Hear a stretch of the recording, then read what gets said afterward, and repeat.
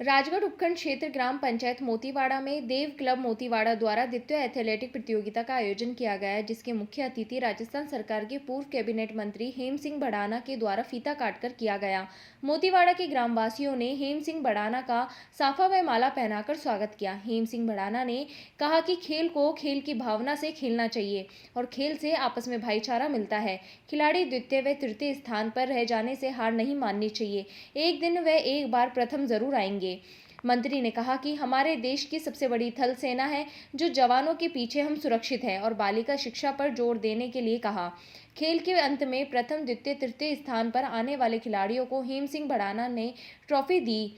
अध्यक्ष ग्राम पंचायत सरपंच सुनीता धर्मेंद्र ने कहा कि इस प्रतियोगिता में कुल 180 प्रतियोगिताओं ने भाग लिया।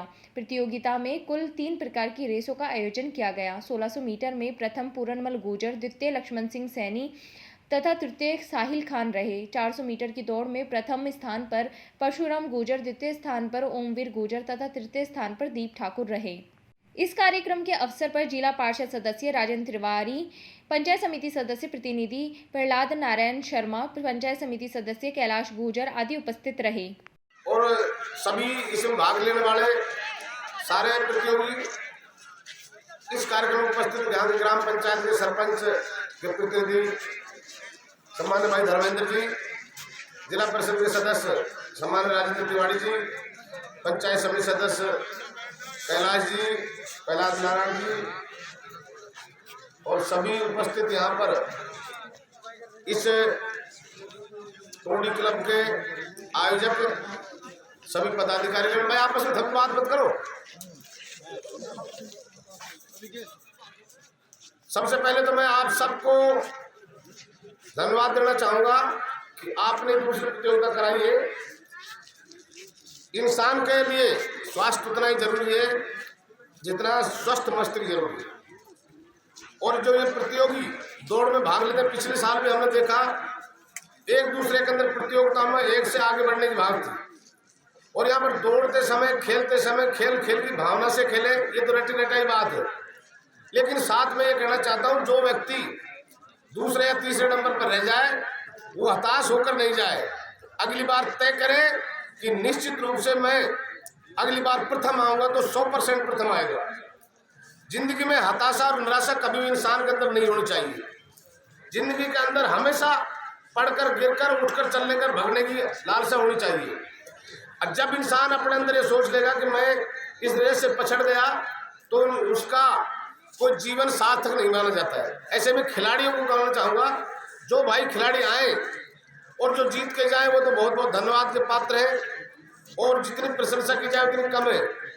लेकिन जो भाई इस प्रतियोगिता में पीछे रह जाए, पछड़ जाए, किसी कारण से नहीं जाए, तो ये प्रण लेके जाए कि अगली बार हम दोबारा इसकी खेल के अंदर जाएंगे।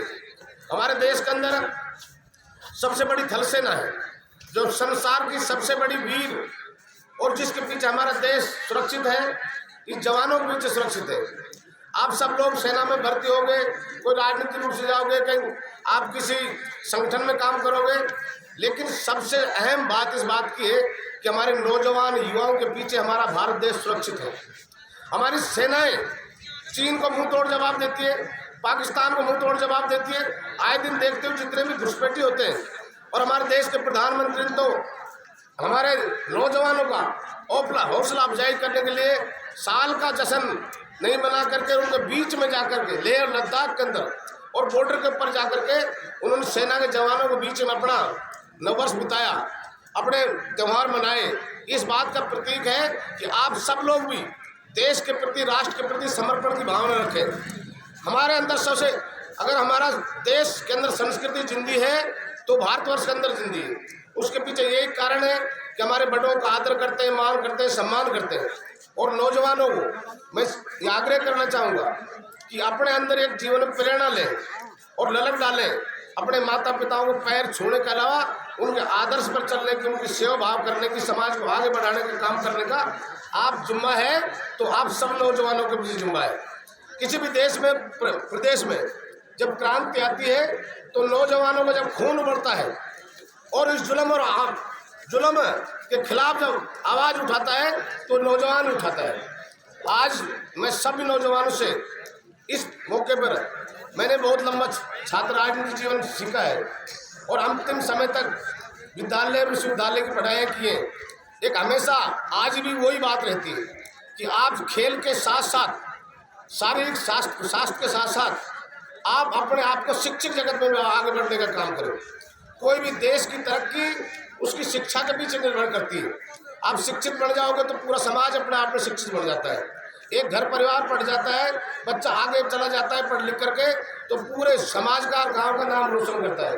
तो मेरी तो आपसे इतने एथलीट के अंदर खिलाड़ी हैं, उनके अलावा दूसरी ये भी कहना चाहूँगा कि खेल के साथ साथ अपने जीवन को आगे बढ़ाने के लिए शिक्षा, सरस्वती के मंदिर के अंदर शिक्षा वो वस्तु है जिसको न तो कोई छीन सकता, न चोर सकता, न ले जा सकता। शिक्षा के माध्यम से आज जितने भी पढ़े लिखे देश हैं, हमसे बहुत छोटे छोटे देश थे, उन्होंने शिक्षा के माध्यम से ही विकसित देशों के श्रेणी में आए हुए हैं।